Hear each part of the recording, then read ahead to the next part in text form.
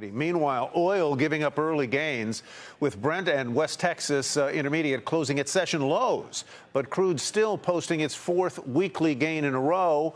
WTI hit its highest level since late April, early in the session today. This as Tropical Storm Beryl, downgraded from hurricane status, heads towards the Gulf and the Texas coast area, which is, of course, saturated with oil rigs. Refiners like Hess, Murphy Oil, BP putting out statements indicating they don't anticipate any impacts to their Gulf of Mexico operations.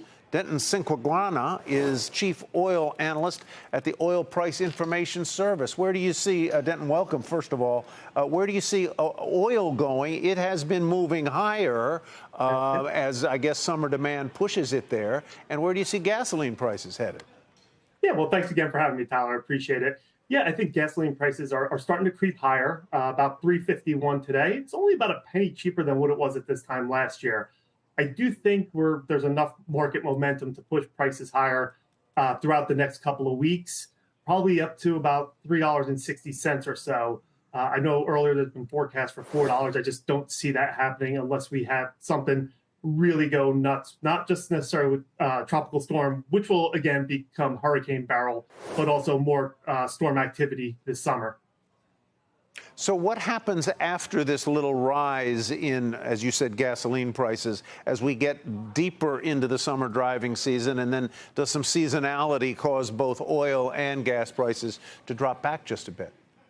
Yeah, usually once we get through July, mid-August, kids start going back to school. Vacations are essentially over. Then you start to see demand start to trickle a little bit lower. Then after Labor Day, it really kind of reverses there.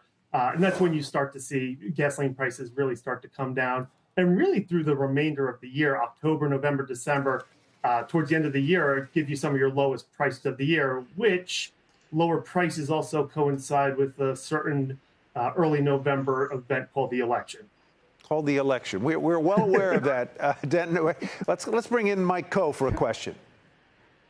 Yeah, Denton, I don't know if you have the answer to this, but it's something that's piqued my curiosity. So environmental regulations have sort of prompted the increase of turbocharged cars, turbocharged internal combustion engine cars, and those more often require premium fuels. And we've seen the spread between premium gasoline and 87 octane regular, basically at all of the spot ports going higher. And so I was kind of curious if you had any ideas on a derivative play, because that's mostly additive based, I think. Are there refiners that are better positioned for that, or are there suppliers of those additives that you think could benefit from that dynamic? Yeah, well, the majors, they all have their proprietary additive packages. So whether that's BP, Shell, Chevron, they all have their proprietary additives package. They're all top tier gasoline. So, but yeah, that premium to regular spread gets pretty wide this time of year. But usually the person who is required to put premium in their car, usually the price of gasoline does not impact them like other members of society. So, Tim, as we show some of the stocks, the big oil companies down today, the refiners generally down. Tim, jump in. Yeah, Denton, and I guess leading to that trade, which I'm quite bullish on the integrated players, but to we're talking about supply, we're talking about hurricane season, we're talking about seasonal factors, but really the demand side of this is a lot more interesting to me. And demand, based upon what we've seen in terms of North America, is something that's actually been growing. You've seen WTI prices up 13 or 14%. I don't think it's been the supply disruption story. Can you speak to that? Can you speak to global dynamics on demand? Because also as someone that's invested around the world, especially in emerging markets, aggregate demand continues to grow. And that's something that I think people forget about sometimes on this trade. Yeah, absolutely. And Tim, first off, love the Ramones poster. But, you know, again, where a lot of this demand growth that we're talking about is in the developing nations.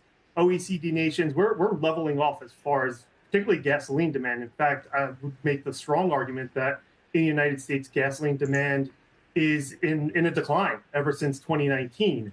All the demand growth in gasoline is in more developing economies.